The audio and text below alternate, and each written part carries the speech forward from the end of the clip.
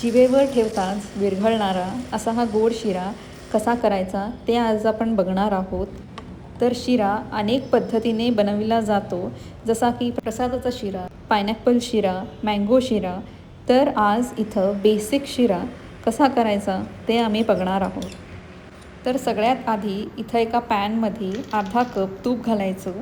त्यामध्ये तुमच्या आवडीचे ड्रायफ्रूट्स घालायचे. ड्रायफ्रूट्स तुपामध्ये तळल्यामुळे शिऱ्याला जो रंग येतो आणि जी रुची असते ती खूपच चांगली येते. तर या ड्रायफ्रूट्सना तुपामध्ये 2 मिनटासाठी छान परतून घ्यायचं.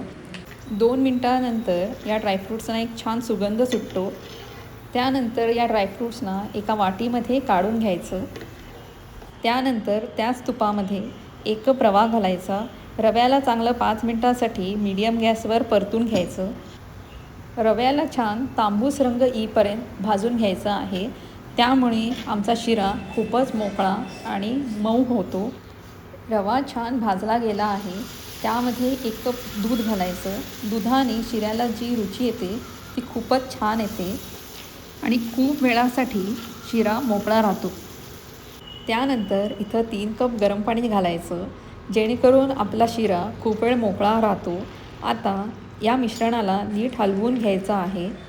ह्या मिश्रणाला नीट हलवून घेतल्यानंतर त्यामध्ये 1 कप साखर घालायची. तळून घेतलेले ड्रायफ्रूट्स घालून नीट मिक्स करायचं. तळलेले ड्रायफ्रूट्स घातल्यामुळे या शिऱ्याला खूपच एक चांगला रंग येतो.